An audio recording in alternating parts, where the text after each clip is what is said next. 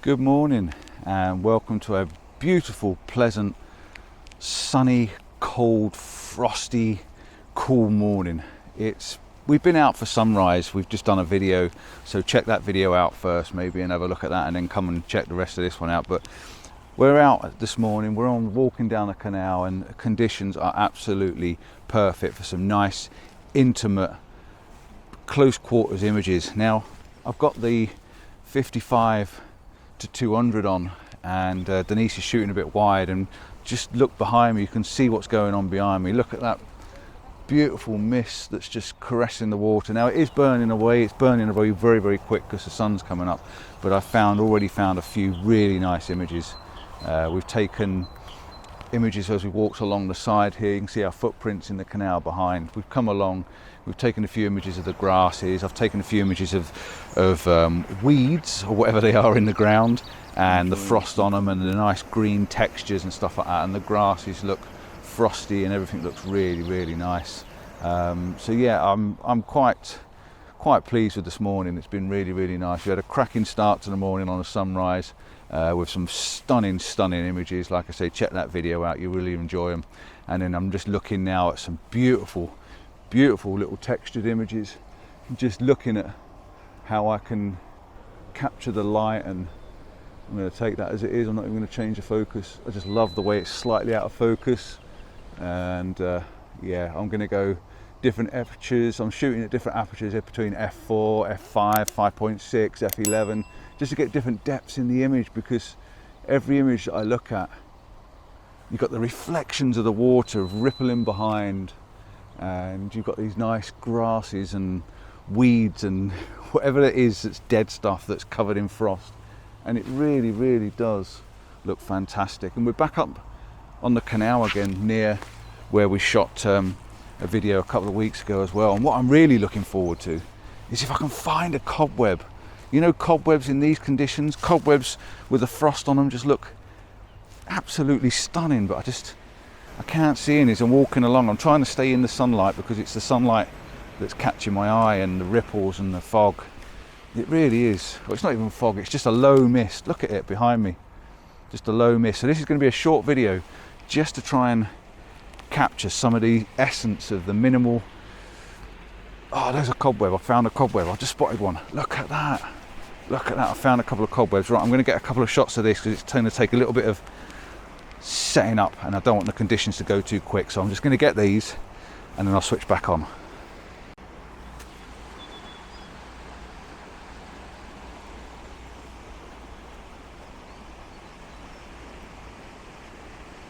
So there's my cobweb, a funny shaped cobweb, but this time I took the image using the barbed wire to lead you into it. And I'm actually going to come up close. I'm going to try and shoot it down here as well, because I like the patterns coming down through it. It looks pretty cool. And there's another one down here which you might not be able to see on the camera, but the frost has just come off of them a little bit, so they're not quite in the right place. And look at the funny shape I've got my camera at the moment.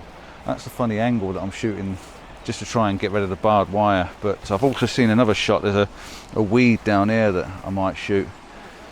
Yeah, I've shot some of them already. Denise is here. Look, Mrs. C's here. She's looking. Her eyes are scoping around and scouting around. So we need a macro lens really for this one. But this little zoom lens, this is actually a fantastic little lens. It does a good job. I think something like that. If I can get on top of it like that. And just twist the camera around. Let's see if I can do it while I'm in hand with you. Let's see if I can point it in the right sort of direction, get a bit of focus on it. Can I get a focus on it? Oh, I can, yeah. I need to zoom back out. See, all one-handed. I'm going to keep it at a funny angle because I think it'll work. I'm going to keep the top of the fence post in.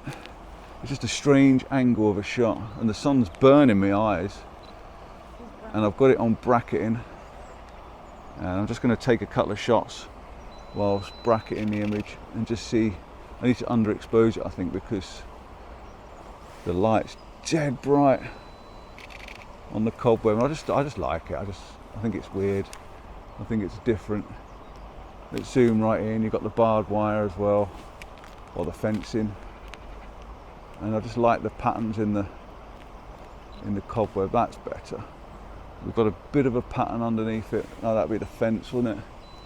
It's just very, very difficult to see when the light is so bright. That's quite nice. I'm just playing. It's just a morning of playing now. That's all we're doing. We're looking around, taking shots. The sun's gorgeous. We're getting some vitamin D. So, you know, if you can't get out and walk around, just go local. Just do something simple and local like we are, and walk around and just look for patterns and anything that just catches your eye. You know, there's all sorts of stuff. Even the buds. We've got these like little dead buds on the trees here. I'll just flip you around. I'll show you what I mean. You've got these little dead buds and things all on the top here. Now that would probably make an image. You know, you just got to get close to it and set it up in such a way that it might work. You know, even just these, just everything that looks good. Look at the tree stump down here. We've got a tree stump down there. Now that looks fantastic. That would look really good with a sort of quite a macro-y shot with the frost on it glistening in the light. So yeah, just looking around, trying to find things that just might catch your eye. Anything. The tops of these look good. That one there in front, look at that. That looks stunning there. There's definitely lots of things. Lots and lots of things, but the mist is disappearing now. The sun's burnt it off, isn't it? The sun's burning it away, yeah. It really is bright. I even like the tree. Look at the tree just there. It's right in front of the sun. It's going to be a right contrasty image, but I might even take a shot of that underneath the bridge. So that's the plan for this morning. That's definitely the plan. We're just going to get a few more. And look, I've got shadows and reflections. Hello. Oh, I do love these mornings. Right, so I have got another image. I've shot a couple of images in all fairness. I'm just playing and enjoying it, but I kind of like this. I'm going to switch the video on because I want to show you what it is I'm looking at. It's not perfect for obvious reasons, but what I'm looking at, and I can't wave my finger around in it properly, so I'm going to come down closer and show you. But I'm looking at this. You see this lovely little cobwebby thing. It's broken away. If it was a proper cobweb, it would be absolutely stunning. Where are you? What is going on with this Osmo? Right, so here we go again. What I'm looking at is this little cobweb thing just down here, and it's really, really pretty. And I've tried to keep this top stump in and this corner in, and I just like this pattern. I just like the pattern of it, and I like the light that's shining through. Now I know it's a broken cobweb, but it's still an intricate design. It still looks really, really good. So that's what I'm shooting, and it looks amazing. It really does. I just love things like this. So we're going to flick the camera back over onto manual, and I've gone to f5.6, and the reason I'm on f5.6 is because I really want to blow that background out. Set the sharpness. It's super sharp on the let's just move my camera slightly to make sure I've got both corners in. I want to get both them stumps in. 2-second timer. Yeah, I set the focus on the actual cobweb, and it just, you can see all the little droplets, and you need a little bit of shutter speed on this as well, which is fine because, and I might have to do a bit of manual focusing just to get them cobwebs perfectly sharp, because they are just slightly off, and I want them to be the sharpest point on the actual photograph. So I'm going to manual focus just to make sure that they are absolutely pin sharp. And it's very, very difficult when you're shooting into the light like this. It really is. You need to get it just in the right place. So difficult. Let's try that, see if that makes any difference whatsoever. You've got to get them little water droplets sharp, and I just love the fact, and the reason I like this shot, even though it's a broken cobweb, I like it because the background's dark. I'm having so much fun playing with these little ideas. I hope you've seen a couple of images already. I'm going to take a couple more because there's definitely a few more around. Even though the mist is disappearing now, there's still going to be 1 or 2 more little shots that we can get before we go home. So bear with me, I'll find one more for you, and then I'm going to check out and make this a short video.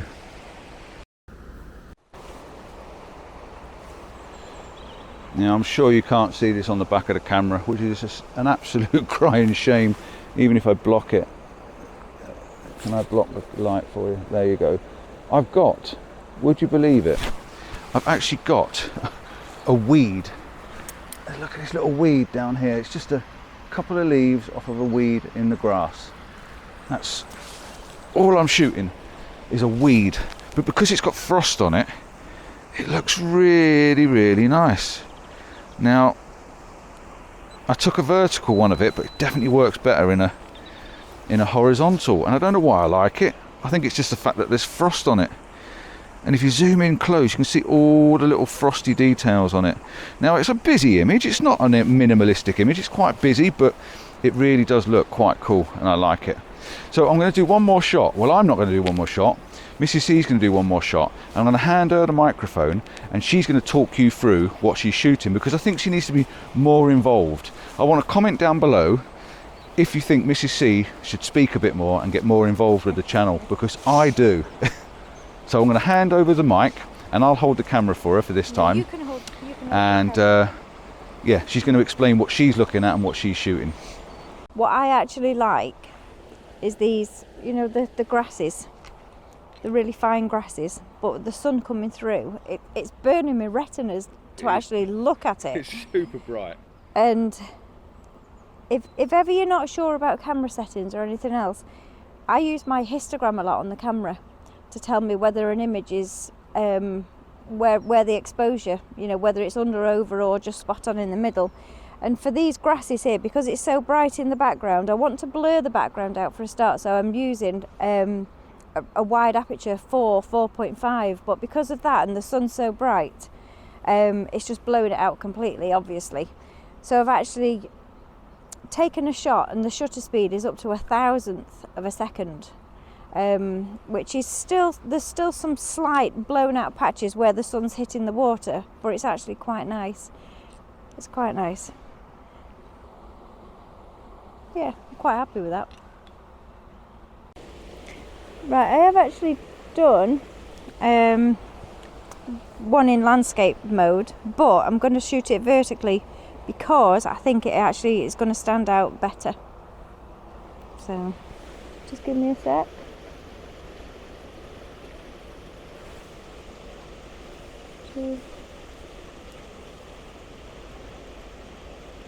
Burning my retinas. On my histogram it says that is just slightly overexposed, so I don't want to change the aperture because I want it blurred out in the background. I'm just going to try. Let me have a look what that looks like.